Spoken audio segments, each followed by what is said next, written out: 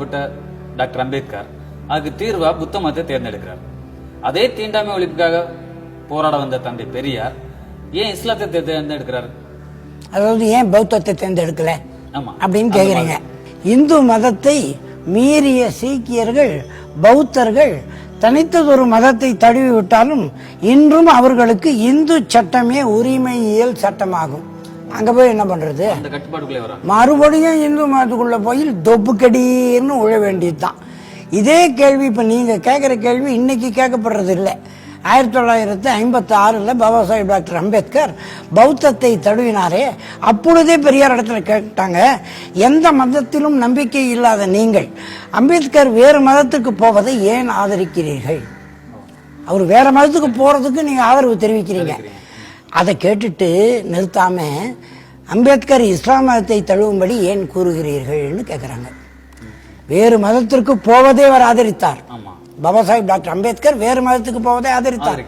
ஆனால் பௌத்த மதத்துக்கு போவதை விட இஸ்லாத்திற்கு போக வேண்டும் தழுவ வேண்டும் என்று ஏன் கூறுகிறீர்கள் என்று கேள்வி கேட்டிருக்கிறாங்க பத்திரிகையாளர்கள். அப்போ இவர் சொன்னது தெரிஞ்சு போச்சு, இஸ்லாத்தை தழுவும்படி சொல்லியிருக்கார். ஏன் இந்த மாதிரி சொல்றீங்கன்னு கேட்டதுக்கு, நான் இஸ்லாத்துக்கு வக்காலத்து பேசவில்லை, பிரச்சாரம் செய்யவில்லை, இது உண்மை. உண்மை இணை இழிவு நீங்க இஸ்லாம் என்கின்ற மந்திரம் தான் நம்மை மனிதராக்க முடியும். இதை நான் இன்று சொல்லவில்லை, நேற்று சொல்லவில்லை. 1919, 1920 முதல் இன்று வரை 28 வருடங்களாக சொல்லி வருகின்றேன். இதை முதலில் சொன்னவன் நான் தான். ஏன் சொன்னேன் தெரியுமா? இஸ்லாம் மதத்தில் தீண்டாமை இல்லை என்பதால் அந்த மதத்திற்கு மாறச் சொல்லுகிறேன் என்று சொன்ன பெரியார், இஸ்லாம் மார்க்கத்திலும் தீண்டாமை இருப்பதாக கண்டால் போக வேண்டியதில்லை, அங்கே இல்லை, அதனால் போகச் சொல்லுகிறேன் என்று மீண்டும் மீண்டும் வலியுறுத்தி சொல்கிறார்.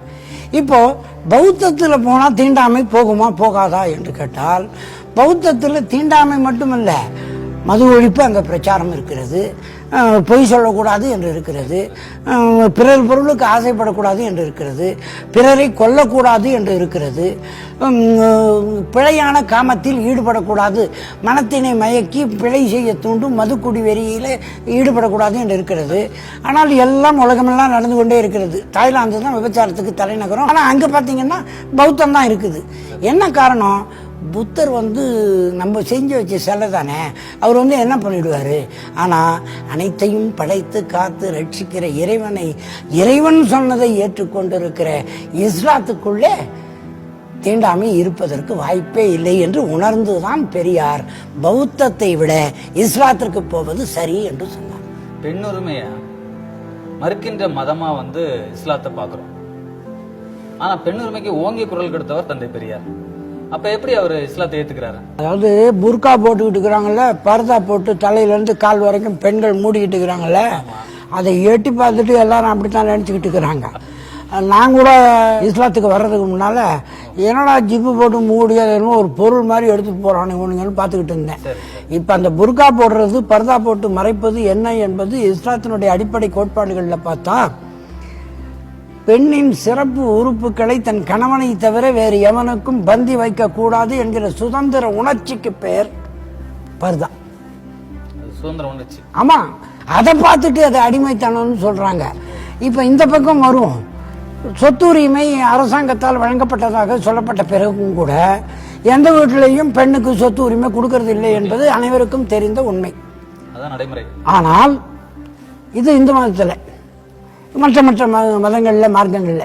ஆனால் இங்கே பெண்ணுக்கு சொத்து உரிமை கொடுத்தே ஆக வேண்டும், இவ்வளவு கொடுக்க வேண்டும், இப்பொழுது கொடுக்க வேண்டும் என்று நிர்ணயிக்கப்பட்டிருக்கிற மார்க்கமாய் இஸ்லாம் இருக்கிறது. பெண்ணுக்கு உரிமையை இங்கே தருகிறதா தரவில்லையா?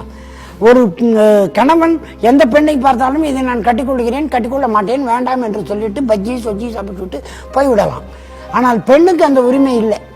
இவனை கட்டிக்கொள்வேன், கட்டிக்கொள்ள மாட்டேன் என்று பெண் பார்த்து அனுமதி தந்த பிறகுதான் திருமணம் நடக்க வேண்டும் என்று எந்த மதத்திலும் இல்லை என்பது உங்களுக்கு தெரியும். இஸ்லாத்தில் அது அடிப்படை உரிமையாக பெண்ணுக்கு வழங்கப்பட்டிருக்கிறது. இரண்டாவது, அதாவது பெண் ஒப்புக்கொண்டால் ஒழிய அந்த பெண்ணுக்கு நீங்கள் திருமணம் செய்துவிட முடியாது. இந்த கணவனை இந்த மணமகனை நான் திருமணம் செய்து கொள்கிறேன் என்று பெண் ஒப்புக்கொண்டால்தான் செய்ய முடியும். இது பெண் உரிமையா இல்லையா?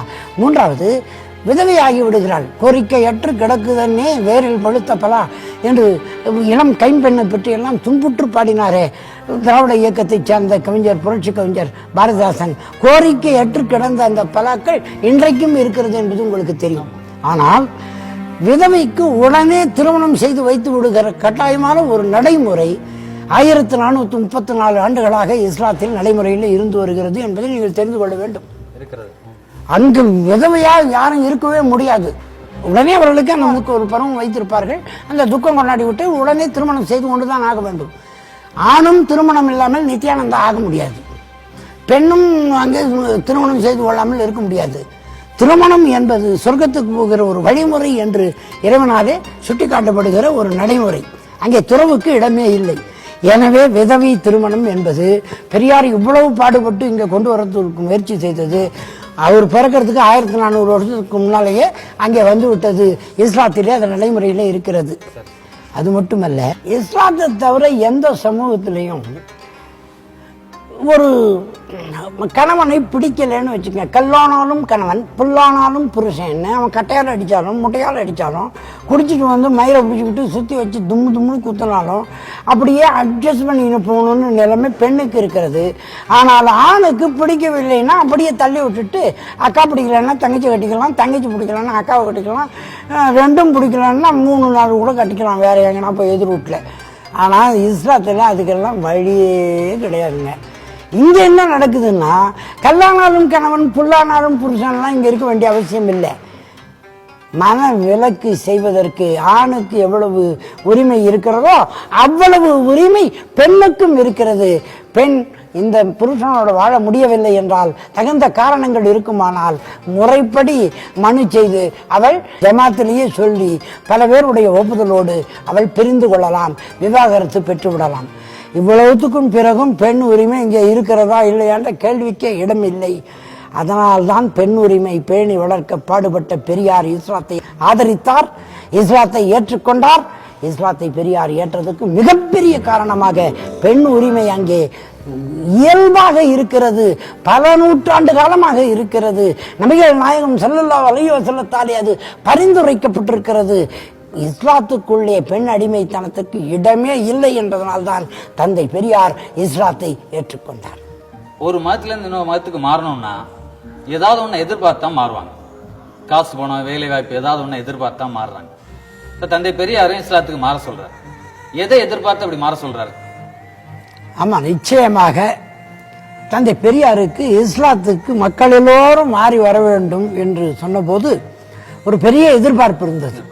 நபிகள் நாயகம் ஸல்லல்லாஹு அலைஹி வஸல்லம் இறைவன் ஒருவனே என்கிற ஏகத்துவத்தை ஏற்றுக்கொள்ளுங்கள், இறுதி தூதராக நான் வந்திருக்கிறேன், இறைவனுடைய கட்டளைகளை எல்லாம் உங்களுக்கு வழங்குகிறேன், இதை ஏற்றுக்கொண்டு அந்த வழியில நடந்து வாருங்கள், கியாமத்து நாள் வரையில, அதாவது இறுதி தீர்ப்பு நாள் வரையில உங்கள் உள்ளத்தையும் உங்கள் உருவத்தை பார்க்க போவதில்லை, உங்களுடைய செல்வத்தை பார்க்க போவதில்லை, உங்கள் உள்ளத்தையும் உன் செயல்களையுமே பார்க்க போகிறான் இறைவன், அதற்கு உங்களை தயார்படுத்திக் கொள்ளுங்கள் என்று அழைத்த போது என்ன நோக்கத்தோடு பல தெய்வ வழிபாட்டுக்காரர்களாக வேறு மார்க்கத்தில் இருந்தவர்களையெல்லாம், கிறிஸ்தவர்களை, யூதர்களை, குறைஷியர்களிலேயே பல்வேறு தெய்வங்களை வழிபட்டு கொண்டிருந்தவர்களை என்ன காரணத்திற்காக நபிகள் நாயகம் ஸல்லல்லாஹு அலைஹி வஸல்லம் அழைத்தாரோ அதே காரணத்திற்காகத்தான் தந்தை பெரியாரும் அழைத்தார். உடன்பிறப்பு, சம உரிமை, கட்டுப்பாடு இவைதான் பொது.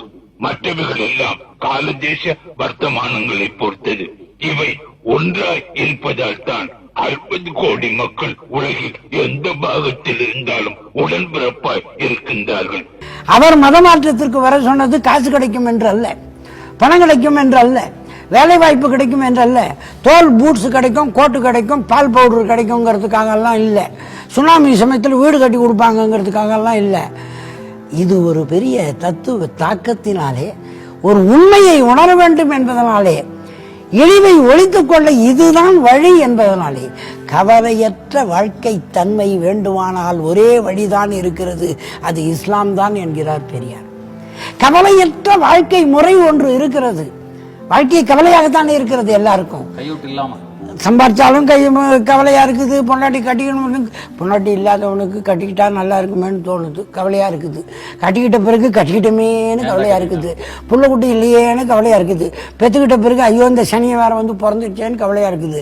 கவலை இல்லாமல் வாழ்வதற்கு இறைவனின் கட்டளைகள் அடங்கிய ஒரு வழி இருக்கிறது. அந்த ஒரே வழிதான் இருக்கிறது. அந்த ஒரு வழி இஸ்லாம் தான் என்கிறார் பெரியார்.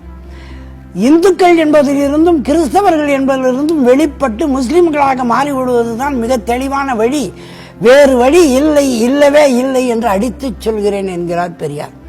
ஆக அவருடைய மதமாற்றத்திற்கு என்ன காரணம், நோக்கம் இருந்தது என்றால் 1973 இறப்பதற்கு 3 நாட்களுக்கு முன்னாலே கடைசி கூட்டத்தில் சொல்லுகிறார், இந்து மதத்தை விட்டு திராவிடர் வெளியேறி விடுவதுதான் இந்த பிரச்சனையை தீர்க்கும். எந்த பிரச்சனை? சூத்திரன் என்கிற, தீண்டப்படாதவன் என்கிற இழிவை நீக்குவதற்கு வேறு வழியே இல்லை. திராவிடர்கள் இந்து மதத்தை விட்டு வெளியேறி விடுவதுதான் என்கிறார். வெளியேறி எங்கே போவது? மதமாற்றம் தான். அந்த மதமாற்றம் எந்த அளவிற்கு நடக்க வேண்டும் என்றால், உடனே ஒரு பெரிய மதமாற்ற மாநாடு கூட்டுங்கள். ஆயிரக்கணக்கான ஆதி திராவிடர்களை, சூத்திரர்களை முஸ்லிம்களாக ஆக்கப்படுவதற்கு சீர்திருத்த சமுதாய சமத்துவ புரட்சிகர வாலிபர்கள் முயற்சி எடுத்துக் கொள்ள வேண்டியது அவசியம், மிக மிக அவசியம், அவசரமான கடமையாகும் என்று சொல்கிறார். எதை? மத மாற்றத்தை. இது காசுக்கா, இது பணத்துக்கா, அல்லது வேலை வாய்ப்புக்கா? இல்லைங்க, இழிவை ஒழித்துக் கொள்ளுவதற்கு. அதான் சொல்றாரு, திராவிடர்கள் இந்து மதத்தை விட்டு வெளியேறியே ஆக வேண்டும். அப்பொழுதுதான் தீண்டாமையும் சூத்திரத்தன்மையும் ஒழியும்.